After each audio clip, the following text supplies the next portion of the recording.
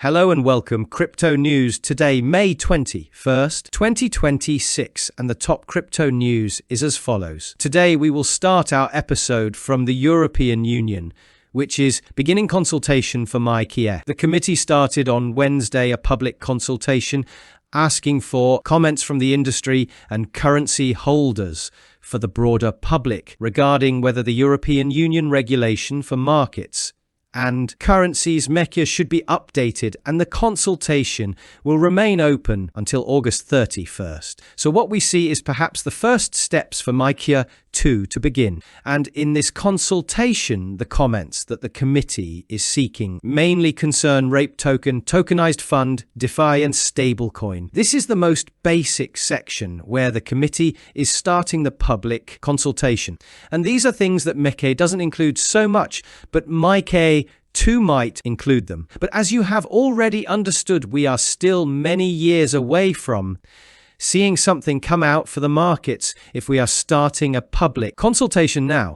From Europe, it's time to go to Fairshake, which is doing very well with political promotions. Fairshake, for those who don't know, is an organization that offers donations to various politicians who are crypto friendly. It doesn't matter what camp they support, what matters is that they are crypto friendly. Let me tell you that Fairshake receives money from famous crypto organizations like Coinbase, Ripple, and other major entities. And it managed 6 of its favorite candidates who are running for Congress who were supported with more than $20 million in funding from the crypto industry. They won the primary elections across the country. So these 6 are crypto friendly, and these are good steps for the lobby that the crypto market is slowly building so that it can more easily pass what benefits it, as you understand. Continuing, we will go to a state in America, and we will go to North Carolina, which signed legislation that essentially first prohibits CBDC payments from state services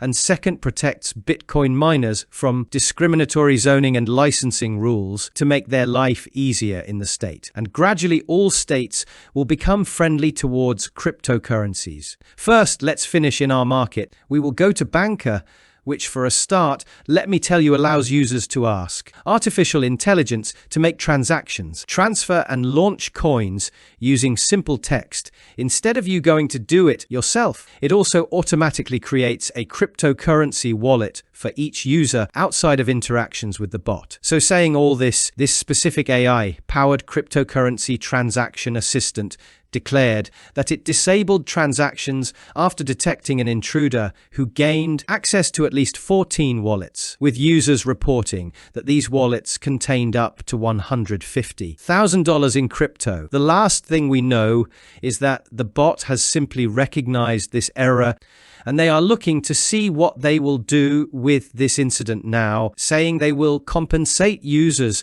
for the money they have lost. For our last 9 days now, we will go to quantum computers, and we will start from Binance Smart Chain, a chain of Binance otherwise, which told us it is ready for the quantum era, but with reduced performance. What essentially happened in a proof of concept is that Binance Smart Chain replaced 2 of its most important cryptographic systems with quantum-resistant alternative solutions. The result worked as they told us, but the protocol's performance in data transfer decreased from 5,000 per second to about 3,000 per second, a drop of about 40%, as much larger signatures pushed more data across the entire network, because quantum safe signatures are much heavier compared to typical ones. And we have mentioned this again in crypto news, that generally there are solutions to quantum computers, but these solutions are very costly in terms of the network resources they consume. As a result, networks become much slower. To give you a taste of the numbers, let me tell you that in the test on Binance Smart Chain, a typical transaction increased from about 110 bytes to about 2.5 kilobytes. And let me tell you that 1 kilobyte consists of 1024 bytes. So you understand how huge the increase is. While the block size increased from about 130 kilobytes to about 2 megabytes. And again, 1 megabyte is 1020 4 kilobytes. So that's why networks become slower, because quantum cryptographic signatures are much heavier than typical ones. As a result, the network needs more work to essentially transfer them. And we haven't even talked about how all this is stored. Speaking now about Bitcoin and quantum computers, we will go to Glassnode, which according to its own analysis says that almost 10% of Bitcoin's supply is structurally unsafe due to quantum computers. If we go to this chart here, we will see that about 14 million Bitcoin are safe. This chart is with the blue line, while 1.92 million are structural unsafe.